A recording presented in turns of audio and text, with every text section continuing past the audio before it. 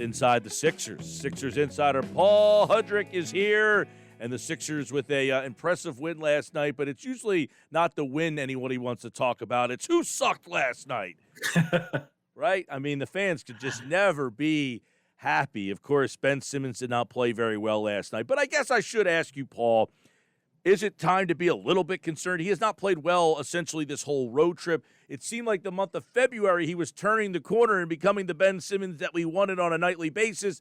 And then March came and he signed up to play for the Flyers or something? It's weird. I almost feel like the All-Star break might have hurt him because he was in a pretty good groove. And then the All-Star break happened and he kind of hasn't been, he quite frankly, offensively has not been nearly as good as he was during that stretch that you're alluding to. It's fun. Like, as weird as it sounds, and people are might kill me for this, but whatever. I was slightly encouraged by the fact against the Cavs that he was taking shots as opposed to making turnovers, because that had been my biggest beef prior to that game. Since the All-Star break, he's been brutal with turnovers, like games with like 7, 6, like that just can't happen. Him going whatever, I don't even know what the final number, like 2 of 13 or 2 whatever. of 11. 2 of 11. I'd rather him miss 9 shots than have 7 turnovers. And I don't even know if he might have 1 turnover last night. So, I mean, that is at least a decent trade-off. With that said, no, he was not good offensively. No. Something is going on with him at the rim. It's Danny Green kind of touched on something in the shoot-around that I thought was interesting, talking about the idea that he feels like Ben has been sped up, and he's speeding himself up. It's not anything the defense is doing to him. It's just in his head, because sometimes he is so fast and he plays so hard. He kind of feels like he's got to play at 100 miles an hour all the time.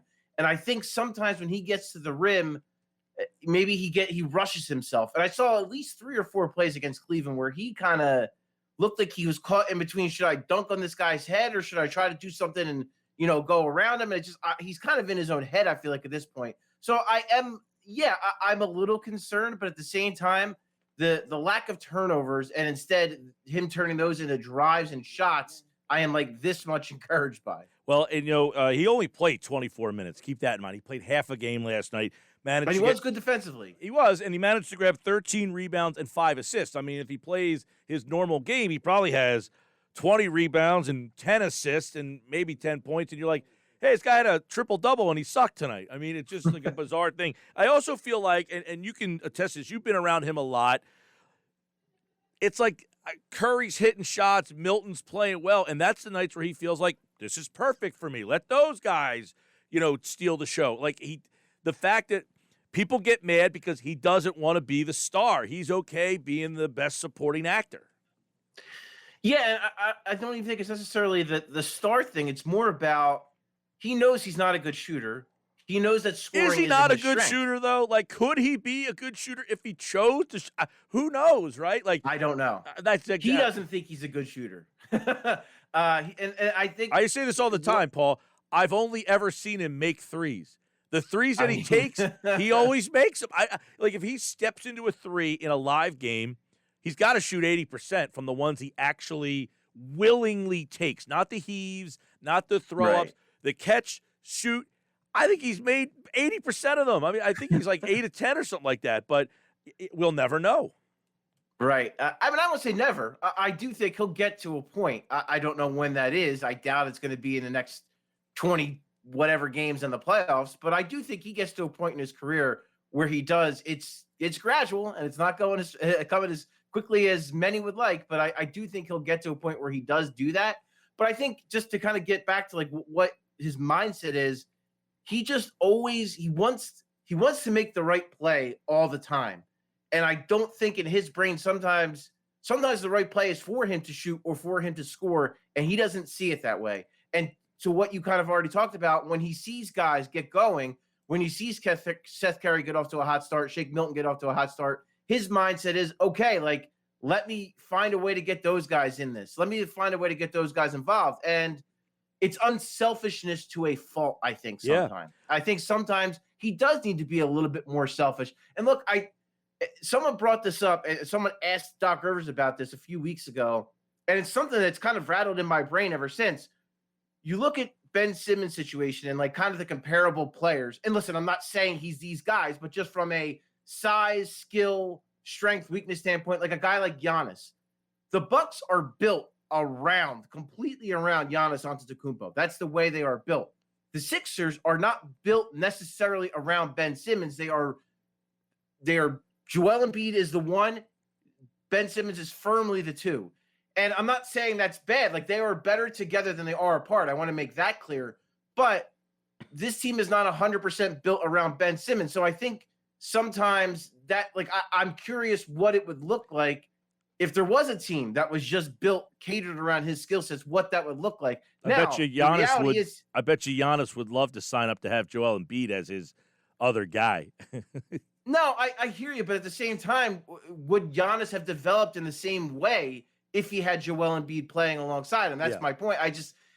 I'm not like, I'm just saying that I think as much as this is the situation, he has to adapt because it's the reality of the situation. He has Joel Embiid, who, to your point, a lot of guys would kill to have a Joel Embiid for them to play next to. But I think he has to adapt his game to that, and I think that has stunted him in some ways. It's not an excuse.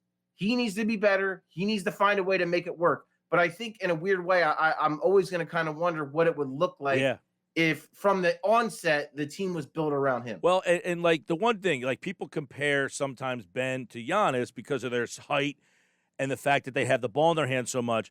And Giannis is not a good shooter. He's just a willing shooter. But does that mean it's the right thing? Because a lot of times he takes a lot of bad shots that have no shot at going in.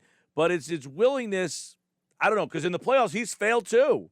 So it's a tough thing to just say, oh, if he just starts shooting anything, forget threes, elbow, like it doesn't mean. I don't know. I mean, I feel like, and I said this all this season, is the team before built around him was not the right complementary pieces, so that they needed Ben to score.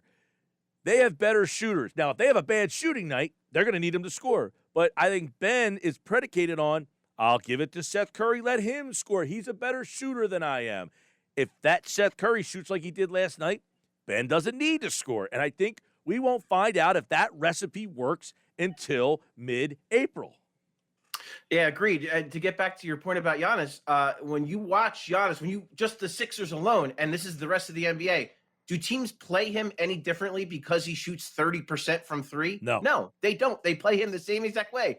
They look at it as a win every time he shoots a three. So you have to be able to do it. Now, to your point that you said earlier, maybe Ben Simmons would hit a better percentage than Giannis if he actually shot it, because Giannis' shot is bad. I mean, his free throws have regressed in a big way, even Giannis. So you have to hit them in order for the defense to respect it. So that's a whole nother argument and a whole nother thing when you talk about, when you compare those two and when you look at Giannis. And I do agree with you to the point that we're not going to know what the formula is. Because listen, the formula, when it's right, when everything goes, when Joel Embiid is dominant, when Tobias Harris is providing that complementary scoring, and when the other guys are hitting shots, and Ben Simmons can just fill those gaps, when he can, when he can pass effectively, when he can play elite defense, when he can rebound, when he can kind of get in that dunker spot and use his ability as a cutter, as a screener, as a roller. There is a recipe there that does work when everything is right. Will everything go right in the playoffs? I don't know. In the first round, sure, it probably will. In the second round, it's going to get tougher. And from there on out, just going to get tougher and tougher. So there is a recipe and there is a formula that makes sense, but it is reliant on Joel Embiid still being this player, this MVP caliber player, on Tobias Harris scoring at this level and being this all-star close to level player. And, Seth Curry, Danny Green, and the supporting cast hitting shots. So there's going to be a lot of, and I think that's the big reason why when you look at the Nets and when you look at the Sixers, you have to look at the Nets as the favorite because their guys have done it. Their guys have done it at a high level. I mean, James Harden's never made it past the Western Conference Finals, but KD's won championships. Kyrie's won a championship. Those guys have done it. They've proven it in the playoffs. So that's why the Sixers just still have question marks. They have the potential to be very, very good. And we're going to keep going back to that formula, talking about how that can work, but just still more questions than answers at this point. Paul Hudrick is at Paul Hudrick. Marcus Hayes was on with me Wednesday. I want to hear what he had to say about Ben Simmons. One sec here. Let's get this audio up here and load it so that you can. Yeah, he's got a fine shot. He just is obstinate, and he's insubordinate. He's not doing what his coaches have told him to do. So what good is he? I mean, he's fun to watch. He's athletic, but he's predictable, and he's a liability on offense. He essentially said he's insubordinate. He said he's got a fine shot. He can shoot. He chooses not to. And we heard so much in the past, Brett Brown's at fault for not making him shoot. Well, here's Doc Rivers, and he's still not shooting. Is Ben Simmons insubordinate for not shooting? I don't know if I go as far as to call him insubordinate. And look, Doc Rivers has come out and said, I don't care where he shoots. Yeah. So is it insubordination if Doc Rivers is telling him he doesn't have to do it? And I'm sure, like, I can't believe that the fans and or others have not got on him more for that. After all the flack that Brett Brown took for, you're not making him shoot. You got to make him shoot. Right. And listen, Sam Cassell has worked with him. You see it every time you're in the arena. Him and Sam Cassell are working on shots, and not just from everywhere, from the post, tons of free throws, from the wing, from the elbow, mid-range, like you name it. They're working on shots from everywhere. My feeling is not that it's an insubordination issue. My feeling, again, I'm going to go back to the fact that it's a mental issue where he does not believe their best offense is him shooting the basketball. Bizarre, right? It's bizarre. It is bizarre. And I don't know how you get through to him. Like, I don't know at what point. I don't know if it's a coach. I don't know if it's a fellow player. I don't know at what point someone has to get through to him to make him realize the Sixers will be a better basketball team. And I don't want mid-range. For me personally, I don't want mid-range shots. I want the occasional three and shots at the rim and better. And to Mike, I think the biggest thing, and you saw it last night in the Cleveland game, I need him to become a better finisher. He has to become a better, more consistent finisher around the rim, because that will improve. And I think that will expand his game. If he's finishing at the rim, if he's getting fouled, yeah, and you wonder, getting to the free throw line, making his free throws, right. I think that'll also give him confidence. I think. Well, you saw him, Paul. He started to shoot free throws a little better, and he got aggressive because I think he was mentally like, okay, I'm making these. And the minute he started to struggle at the line again, I feel like he's gotten less aggressive because maybe it's now back in his head. I'm struggling at the line. I don't want to go to the line. Right. I do. I think it's a mental. I don't know what to call it. I don't want to mental gymnastics. Yeah, I don't want to psychoanalyze him here, but I just I don't think it's anything where he's not listening to a coach or he's not listening to. I think he just has to get, and the recent struggles are mental as well. I think it's just him, like I mentioned earlier, him speeding himself up and not just playing like he did before the break. I don't think it's anything where he doesn't want to be good or he doesn't want to take shots. It's a matter of he just needs to get out of his own head and go back to being that player he was during that stretch, because that guy can help this team win an awful lot of basketball games. And I stressed, he's in his, age 24 season. Think about where Joel Embiid was at age 24. He was a very good player, but now think of where he is at 27. He's a way better player than he was as the guy at 24. And that guy at 24 was pretty good, but there's way more in him left in there. Marcus also added this about Ben. I want to play this for you as well. If you have a perimeter player who declines to shoot from 15 feet, the other team can play zone, essentially. So, and if your strength is your big man and the other team can essentially play a zone, then you're sunk. So until he decides to shoot, he can shoot. He declines to shoot. So that was me asking him, should this be the year that we finally think they can get out of that second round and make this deep run? And his answer simply was, Ben Simmons is still on the team. No. Because teams will defend you in this matter. And this goes back to what we said before. We'll find out in the playoffs. If they can sag off Ben, can these other guys hit shots? Because in the past, you could defend this team that way, and the other guys could not make shots. They did not have good enough shooting. This team thinks they might. So let's get off of Ben for a second and go to Shake Milton in the game. That game last night reminded me of the game he had against the Clippers, where when it left his hand, he knew it was going in. And I'm not saying he's that guy every single night, But obviously it'll be interesting to see if pairing him up with George Hill can allow him to get more nights like that, or does he need to have the ball in his hands more to be that guy? I think there can be a combo. Like I know it's a strange concept for us in Philadelphia watching the Sixers, but you are allowed to have two players on the court at the same time that can handle the basketball. Other teams do it, and it works pretty well. So I don't think it's only going to help Shake Milton to have a George Hill. It's only going to help him on and off the court because George Hill has been through enough. He's seen a lot, and so he's going to be able to impart some wisdom on Shake Milton off the court. On it, he's just going to be able to take pressure off because the book on Shake Milton is pressure him up and down the court. We saw it last year in the playoffs. We saw, what teams did to him and what Indiana did, TJ McConnell, and how that frustrated him.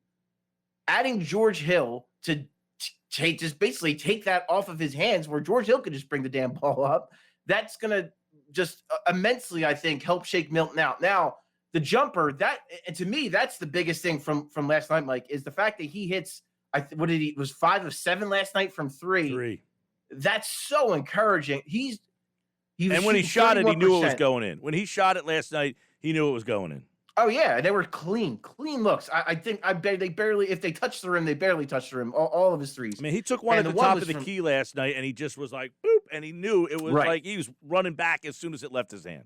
Oh yeah, and that's the guy. Listen, he was 31% coming in. There's no denying he was struggling in that regard. But look at his past at SMU, over 40% through 3 years. You look at in the G League, you look at last year, over 40%. This guy can shoot the basketball. It didn't just I know Sixers fans might have some PTSD from guys forgetting completely how to shoot here, but this guy can shoot the basketball. So that's the one skill he has. Throughout the season, what I've been impressed with and the growth I've seen is the strength he's added and the way he can kind of get to spots on the court that maybe he couldn't get to a year ago. I thought there was one possession where he had Taurean Prince on him. Taurean Prince is like 6'8", and he's solidly built dude. Shake went to his left, kind of gave him a little shove off Taurean Prince, gave himself a little bit of room, hit a little tiny fadeaway. Like, that's the kind of stuff he wasn't able to do a year ago. So if he can continue to do that and then bring back the shot that was there, that's the guy they need. That's the guy that can be a really, really effective sixth man in the playoffs. And I do think with George Hill, it's going to allow him to focus on that, get to your spots and score. You don't have to initiate the offense. You don't have to get everybody involved. Look for your shot. George Hill will run the show. He is Paul Hudrick, at Paul Hudrick. His podcast is called Coming In for a Landing. If you want more on George Hill and how he'll help this team, check it out at 97.3 ESPN.com. The podcast is up. George Hill, the impact he'll bring, when we'll see him and all that good stuff. Him and Kevin McCormick sat down and had a nice conversation about that. It's up on our website right now. Paul's back on Monday. The Sixers Saturday, Sunday, Minnesota, Memphis, Joel Embiid scheduled to be back on Saturday. We'll see if he plays both. And, of course, we'll recap it all Monday inside the Sixers. All right, Paul, have a good weekend, man. You too, Mike. Thanks, man. All right, he, like all guests, appeared via the Boardwalk Honda hotline.